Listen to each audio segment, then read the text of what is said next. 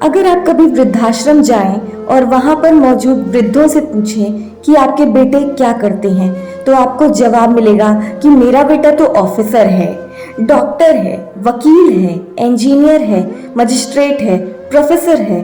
पर एक भी वृद्ध आपको ऐसा वहां नहीं मिलेगा जो कहे कि मेरा बेटा अनपढ़ या गरीब है, क्योंकि अनपढ़ या गरीब के माँ बाप कभी वृद्धाश्रम तक नहीं पहुंचते। और यही हमारे आधुनिक युग का सत्य है। आज की ये कहानी एक ऐसे ही सत्य पर आधारित है जो आई होप आपको पसंद आएगी और आपके दिल को झकझोर कर रख देगी। तो चलिए शुरू करते हैं। बिन्नी स्कूल से जैसे ही घर वापस लौटी, वो देखती है कि उसके दादाजी अपना बैग पैक कर रहे हैं। बिन्नी ने अपने दादाजी से पूछा कि दादाजी आप कहाँ जा रहे हैं। दादाजी ने बताया कि बेटी मैं गाँव जा रहा हूँ और बहुत जल्दी वापस आ जाऊंगा। बिन्नी जिद करते हुए बोली, नहीं दादाजी आपको कहीं नहीं जाना है। अगर आप गांव चले जाओगे तो स्कूल से आते ही मुझे इस घर में कौन गले लगाएगा और कौन मुझे अपने साथ पार्क घुमाने ले जाएगा। पहले तो बिन्नी को लगा कि उसके दादाजी सचमुच में गांव जा रहे हैं, लेकिन जब उसने अपने मम्मी पापा से सुना कि दादाजी गाँव नहीं बल्कि वृद्धाश्रम जा रहे हैं, बिन्नी अपने दादाजी के पास जाकर उनको जोर से पकड़ ली और फफक फफक कर रोने लगी। उसके दादाजी भी अपनी पोती को छोड़कर कहीं जाना नहीं चाहते थे, लेकिन वो भी ये नहीं चाहते थे कि उनके लिए उनकी बेटे और बहू के आपसी रिश्ते खराब हो जाएं। रोज रोज के लड़ाई झगड़े से तंग आ गए थे वो। उन्होंने अपने आप को वृद्धाश्रम में जाना ही उचित समझा। रामदयाल जी के बेटे और बहू दोनों डॉक्टर थे, इस वजह से उनका ज्यादातर टाइम घर से बाहर ही बीतता था और दोनों का टाइम टेबल भी अलग अलग होता था। दोनों अपने प्रोफेशन में इतने बिजी हो गए थे कि उनको अपने पिताजी की जिम्मेदारी अपने तरक्की में रोड़ा अटकाने जैसे लगने लगी। दोस्तों, बुढ़ापा भी एक रोग से कम नहीं होता है।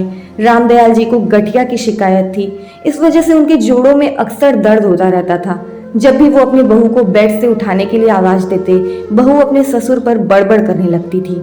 बिन्नी के पापा रमन कई बार अपनी पत्नी दिव्या से कहते थे कि दिव्या, हॉस्पिटल में तो तुम रोगियों की कितनी सेवा करती हो, लेकिन बाबूजी की सेवा करने में पता नहीं क्यों तुम्हें गुस्सा आने लगता है।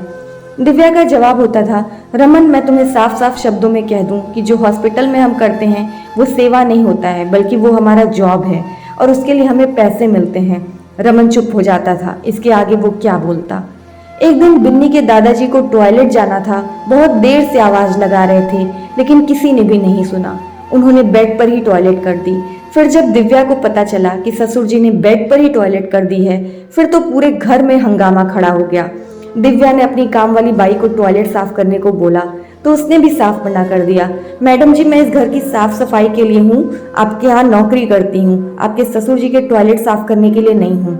गुस्से में दिव्या ने बिन्नी के पापा को फोन लगाया और बोली, जल्दी से तुम घर आ जाओ, तुम्हारे बाबूजी ने बेड पर ही टॉयलेट कर दिया है। बिन्नी जब स्कूल से आई तो उसने देखा उसके घर में हंगामा खड़ा हुआ है।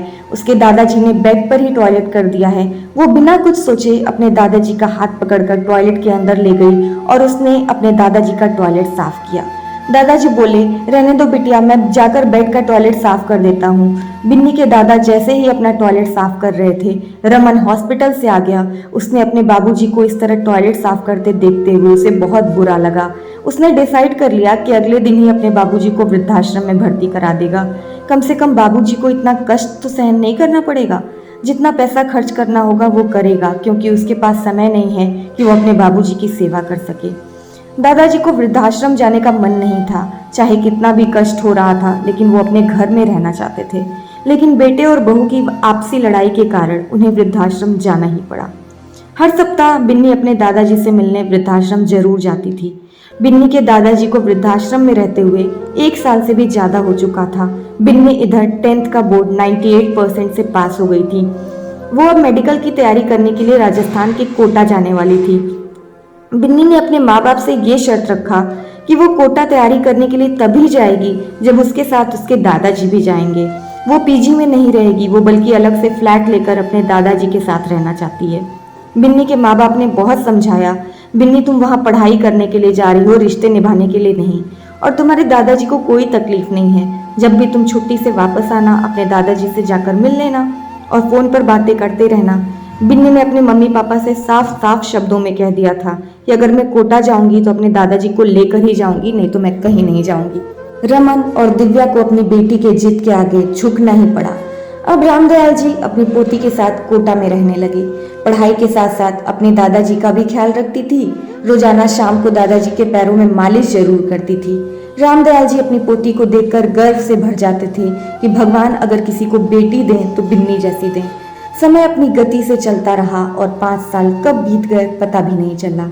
बिन्नी अब डॉक्टर बन गई थी, लेकिन उसने अपने दादाजी का साथ नहीं छोड़ा था। वो अपने दादाजी को भी अपने साथ ही रखती थी। बिन्नी के माता पिता ने एक दिन मजाक में अपनी बेटी से कहा, बिन्नी जिस तरह से तू अपने दादा से प्यार करती है, हमें तो लगता है कि दहेज में भी अपने दादाजी को साथ ही ले जाएगी। बिन्नी बोली, सही कह रही हो मम्मी, मैं अपने दादाजी को कभी नहीं छोड़ूंगी। दादाजी में मेरी जान बसती है और शादी भी उसी लड़के से करूंगी जो मेरे दादाजी को भी एक्सेप्ट करेगा। बिन्नी की माँ दिव्या बोली, क्या बहकी बहकी बातें कर रही हो, ऐसा भी कभी होता है क्या? बिन्नी दिल्ली के जिस हॉस्पिटल में डॉक्टर थी, उसी हॉस्पिटल में दीपेश नाम का एक डॉक्टर भी था जो बिन्नी से बेहद प्यार करता था। एक दिन उसने शादी के लिए इजहार कर दिया। बिन्नी भी मन ही मन उसे पसंद करती थी, लेकिन बिन्नी ने दीपेश के सामने ये शर्त रख दी कि अगर तुम मुझसे प्यार करते हो और मुझसे शादी करना चाहते हो तो तुम्हें मेरा एक शर्त स्वीकार करना पड़ेगा। पहले शर्त तो बताओ, नहीं पहले हाँ या ना कहो। दीपेश ने कहा, हाँ बाबा, तुम्हारी जितनी भी शर्तें हैं तुम्हारे लिए सब मंजूर है।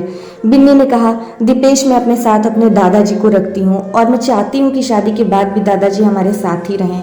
मैं इनसे अलग नहीं हो सकती हूँ। अगर तुम तैयार हो तो मैं तुमसे शादी करने के लिए तैयार हूँ। दीपेश ने हंसते हुए कहा, बस इतनी सी बात है, मैंने तो सोचा पता नहीं तुम्हारी क्या शर्त होगी, मैं तो डर ही गया था। ये तो बहुत अच्छी बात है, इससे ये पता चलता है कि तुम्हारे मन में बुजुर्गों के प्रति कितनी श्रद्धा है।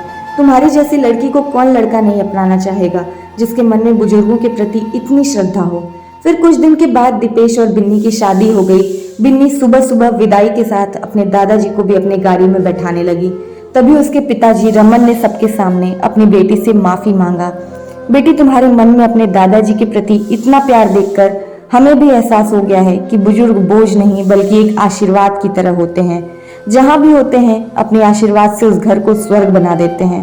बिन्नी की माँ दिव्या भी आ चुकी थी और उसने भी अपनी बेटी से माफी मांगी और बोली, तुम्हारे दादाजी अब हमारे साथ ही रहेंगे, इनको कोई दिक्कत नहीं होगी, हम तुम्हें विश्वास दिलाते हैं बेटी। बिन्नी के दादाजी बोले, बिटिया आप मुझे यहीं रहने दो, तुम अपने जीवन में खुश रहो और वीडियो कॉल पर रोजाना बात होती रहेगी। तुम्हारी वजह से आज मुझे मेरे बेटे और बहू दोबारा से मेरे हो गए हैं। वहां जितने भी लोग खड़े थे सब लोग बिन्नी पर गर्व महसूस कर रहे थे और सबसे ज्यादा खुश तो बिन्नी के सास ससुर थे जो इतनी अच्छी संस्कारी बहू अपने घर ले जा रहे थे। तो ये थी आज की एक छोटी सी कहानी। आई होप आपको अच्छी लगी होगी और वीडियो अच्छी लगी हो तो मैं आपसे रिक्वेस्ट करूंगी कि इसे लाइक करिएगा, शेयर करिएगा ज़्यादा से ज़्यादा और चैनल को भी सब्सक्राइब करिए जिन्होंने नहीं किया है। जो मेरे चैनल का नाम है वो है universal Juhi. Thank you so much for listening and watching.